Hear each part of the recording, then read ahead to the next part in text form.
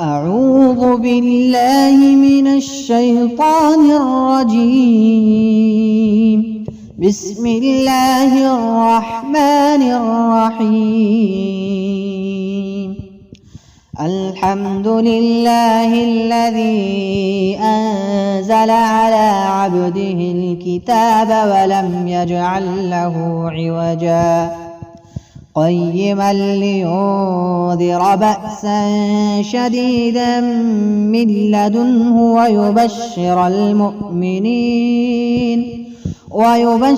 المؤمنين الذين يعملون الصالحات أن لهم أجرا حسنا ماكثين فيه أبدا وينذر الذين قالوا اتخذ الله ولدا ما لهم به من علم ولا لآبائهم كبرت كلمة تخرج من أفواههم إن يقولون إلا كذبا فلعلك باخع نفسك على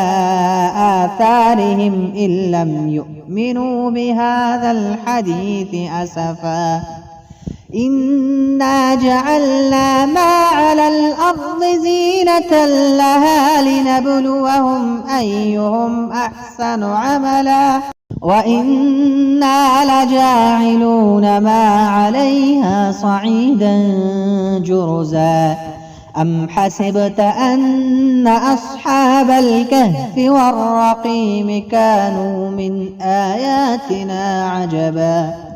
إذ أوى الفتية إلى الكهف فقالوا ربنا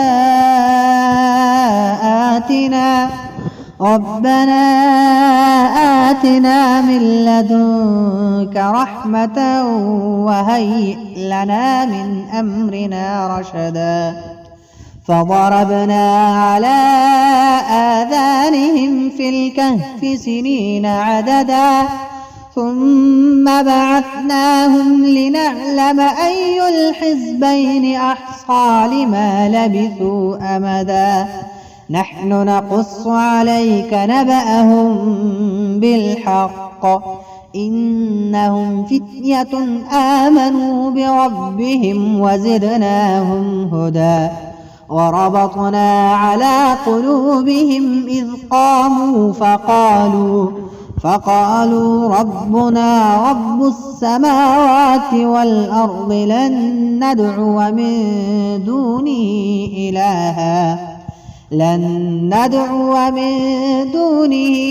إلها لقد قلنا إذا شططا هؤلاء قومنا اتخذوا من دونه آلهة لولا يأتون عليهم بسلطان بين فمن أظلم ممن افترى على الله كذبا وإذ اعتزلتموهم وما يعبدون إلا الله فأووا إلى الكهف ينشر لكم ربكم من رحمته ويهيئ لكم من أمركم مرفقا وترى الشمس إذا طلعت تزاور عن كهفهم ذات اليمين وإذا غربت تقرضهم ذات الشمال وهم في فجوة منه ذلك من آيات الله من يهد الله فهو المهتد ومن يضلل فلن تجد له وليا مرشدا وتحسبهم أيقاظا وهم رقود ونقلبهم ذات اليمين وذات الشمال وكلبهم باسط ذراعيه بالوصيد لو اطلعت عليهم لوليت منهم فرارا ولملئت منهم رعبا وكذلك بعثناهم ليتساءلوا بينهم قال قائل منهم كم لبثتم قالوا لبثنا يوما أو بعض يوم قالوا ربكم أعلم بما لبثتم فابعثوا أحدكم بورقكم هذه إلى المدينة فلينظر أيها أزكى طعاما فليأتكم برزق منه وليتلطف ولا يشعرن بكم أحدا إنهم إن يظهروا عليكم يرجموكم أو يعيدوكم في ملتهم ولن تفلحوا إذا أبدا وكذلك أعثرنا عليهم ليعلموا أن وعد الله حق وأن الساعة لا ريب فيها إذ يتنازعون بينهم أمرهم فقالوا بنوا عليهم بنيانا ربهم أعلم بهم قال الذين غلبوا على أمرهم لنتخذن عليهم مسجدا سيقولون ثلاثة رابعهم كلبهم ويقولون خمسة سادسهم كلبهم رجما بالغيب ويقولون سبعة وثامنهم كلبهم قل ربي أعلم بعدتهم ما يعلمهم إلا قليل فلا تمار فيهم إلا مراء ظاهرا ولا تستفت فيهم منهم أحدا ولا تقولن لشيء إني فاعل ذلك غدا إلا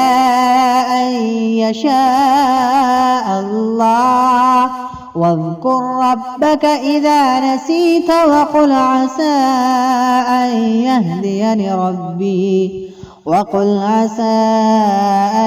يهديني ربي لأقرب من هذا رشدا ولبثوا في كهفهم 300 سنين وازدادوا 9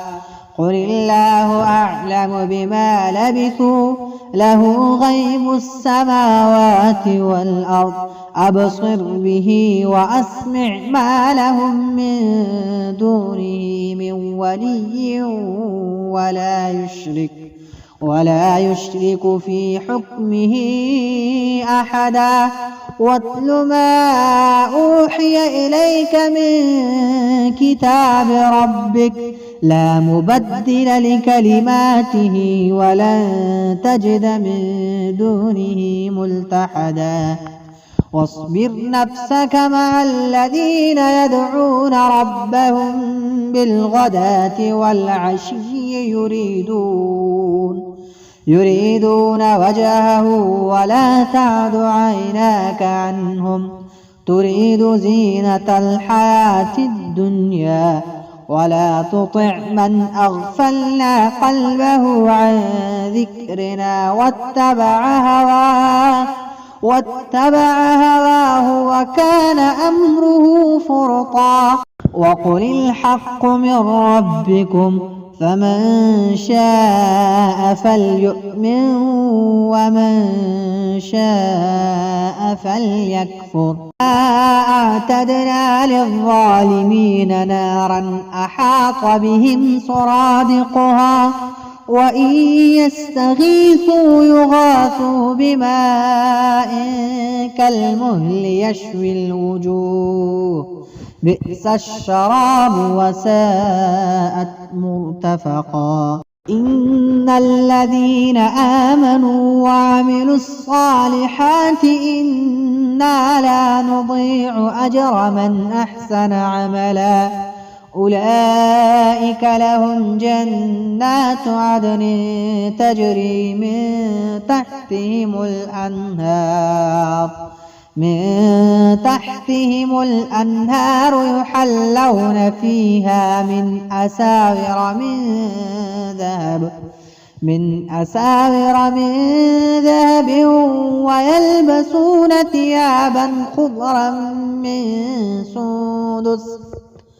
ويلبسون ثيابا خضرا من سندس واستبرق متكئين فيها على الأرائك نعم الثواب وحسنت مرتفقا. واضرب لهم مثل الرجلين جعلنا لأحدهما جنتين من أعناب وحففناهما بنخل وجعلنا بينهما زرعا كلتا الجنتين آتت أكلها ولم تظلم منه شيئا وفجرنا خلالهما نهرا وكان له ثمر فقال لصاحبه وهو يحاوره أنا أكثر منك مالا وأعز نفرا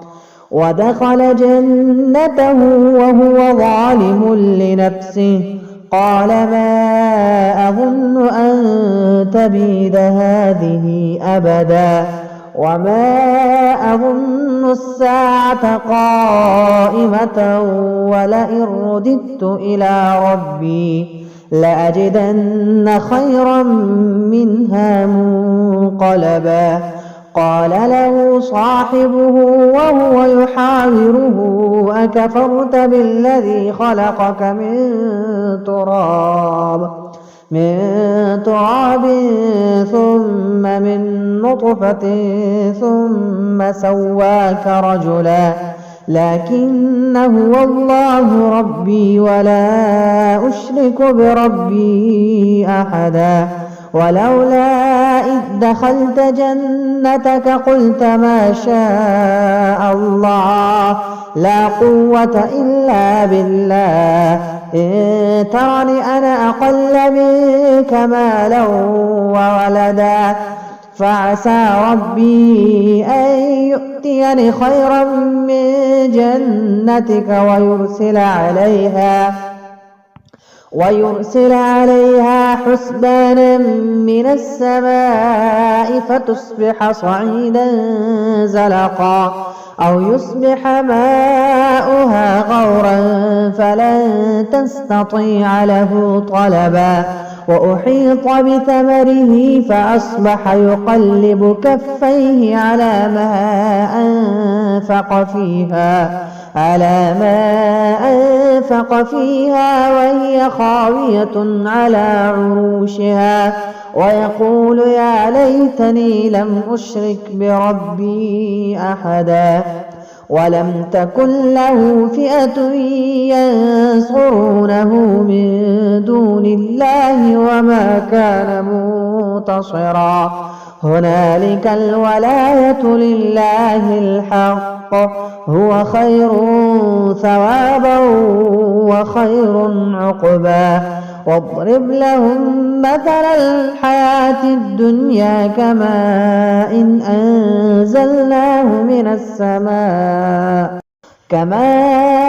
أنزلناه من السماء فاختلط به نبات الأرض فأصبح هشيما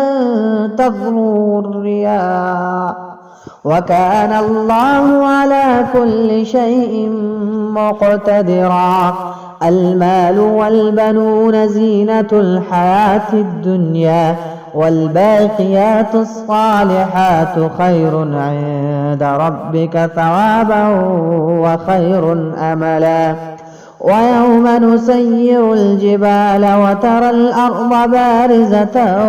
وحشرناهم فلم نغادر منهم أحدا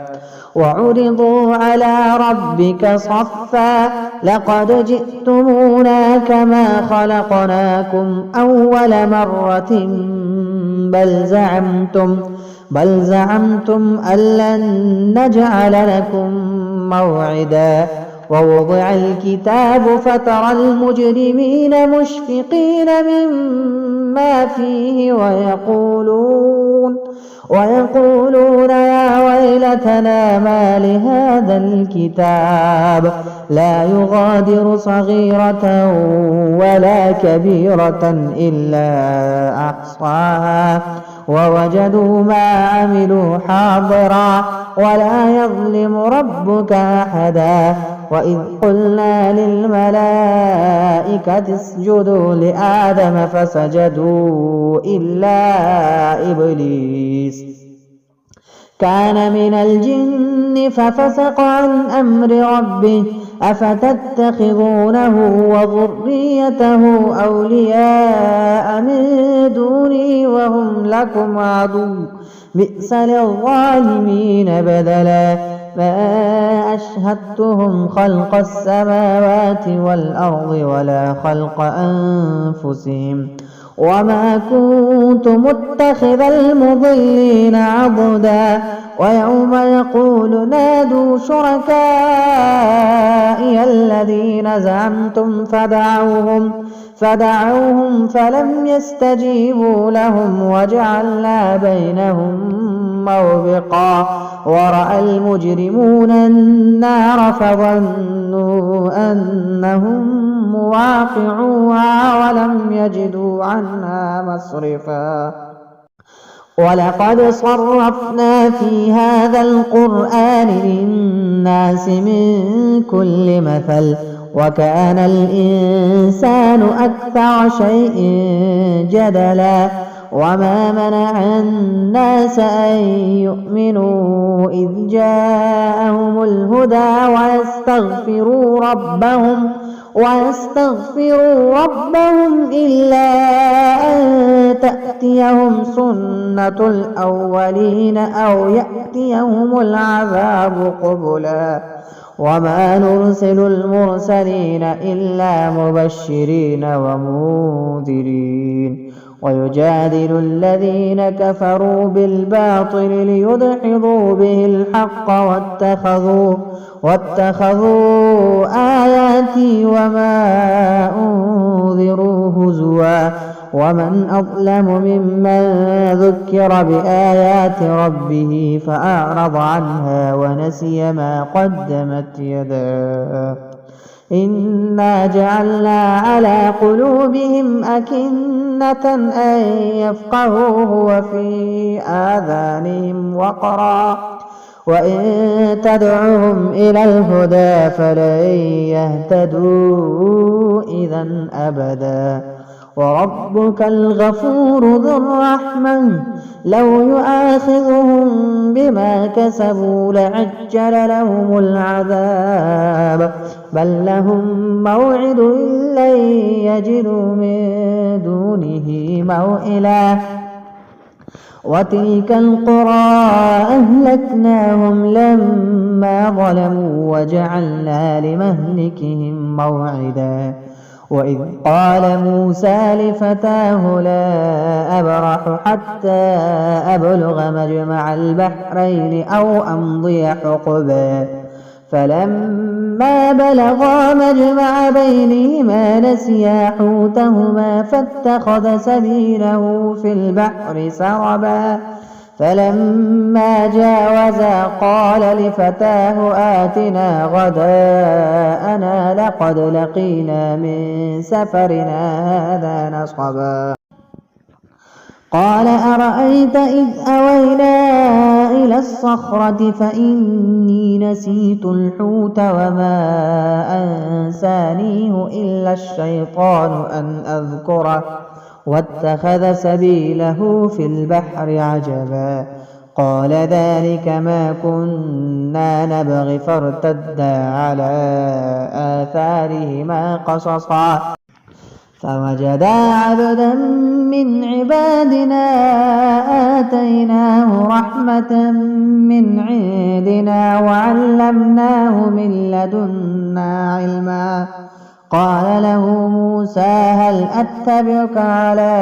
أن تعلمني مما علمت رشدا قال إنك لن تستطيع معي صبرا وكيف تصبر على ما لم تحط به خبرا قال ستجدني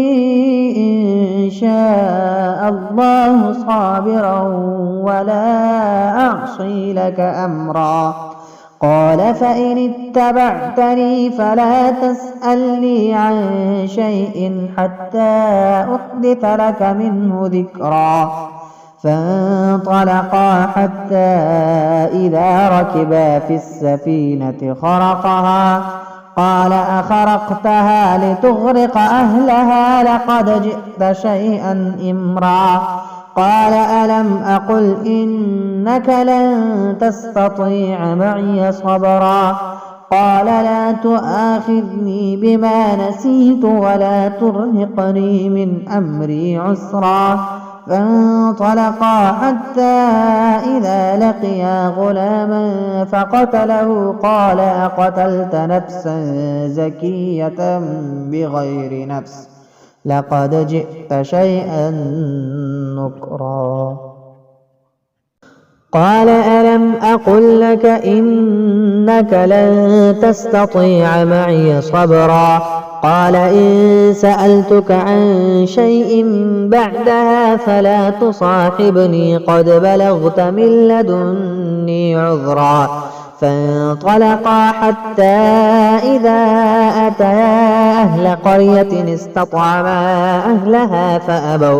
فأبوا أن يضيفوهما فوجدا فيها جدارا يريد أن ينقض فأقامه قال لو شئت لاتخذت عليه أجرا قال هذا فراق بيني وبينك سأنبئك بتأويل ما لم تستطع عليه صبرا أما السفينة فكانت لمساكين يعملون في البحر فأردت أن أعيبها وكان وراءهم ملك يأخذ كل سفينة غصبا وأما الغلام فكان أبواه مؤمنين فخشينا أن يرهقهما طغيانا وكفرا فأردنا أن يبدلهما ربهما خيرا منه زكاة وأقرب رحما وأما الجدار فكان لغلامين يتيمين في المدينة وكان تحته كنز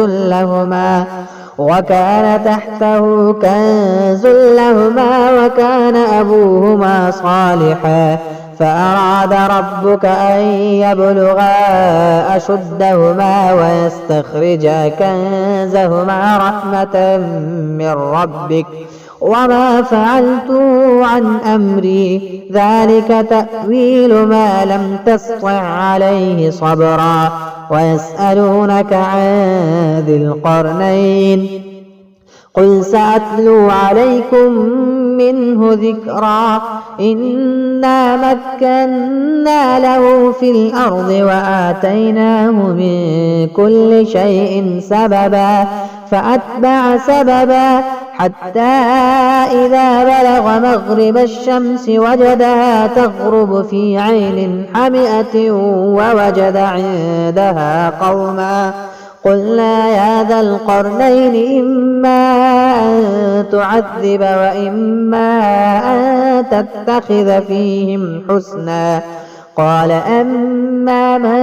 ظلم فسوف نعذبه ثم يرد إلى ربه فيعذبه عذابا نكرا وأما من آمن وعمل صالحا فله جزاء الحسنى وسنقول له من أمرنا يسرا ثم أتبع سببا حتى إذا بلغ مطلع الشمس وجدها تطلع على قوم لم نجعل لهم من دونها سترا كذلك وقد أحطنا بما لديه خبرا ثم أتبع سببا حتى إذا بلغ بين السدين وجد من دونهما قوما لا يكادون يفقهون قولا قالوا يا ذا القرنين إن يأجوج ومأجوج مفسدون في الأرض فهل نجعل لك خرجا على أن تجعل بيننا وبينهم سدا قال ما مكني فيه ربي خير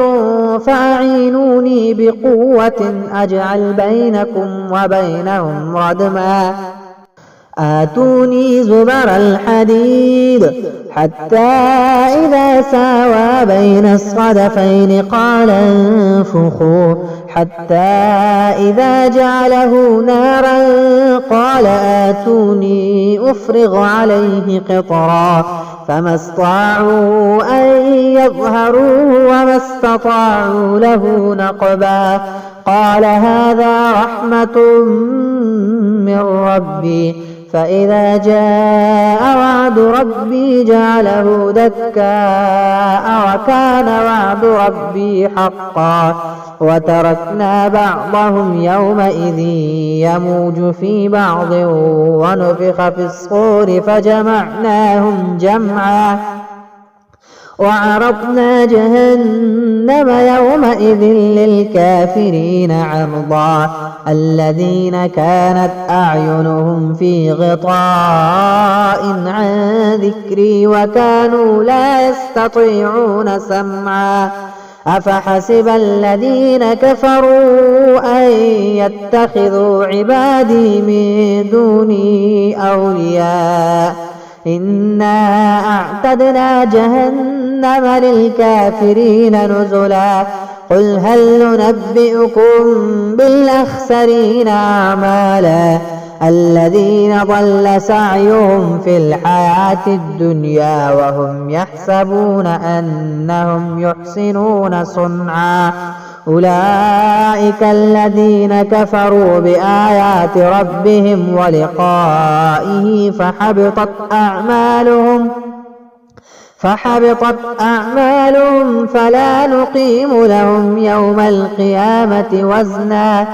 ذلك جزاؤهم جهنم بما كفروا واتخذوا آياتي ورسلي هزوا إن الذين آمنوا وعملوا الصالحات كانت لهم جنات الفردوس نزلا خالدين فيها لا يبغون عنها حولا قل لو كان البحر مدادا لكلمات ربي لنفد البحر قبل أن تنفد كلمات ربي ولو جئنا بمثله مددا قل إنما أنا بشر مثلكم يوحى إلي أنما إلهكم إله واحد فمن كان يرجو لقاء ربه فليعمل عملا صالحا ولا يشرك بعبادة ربه أحدا.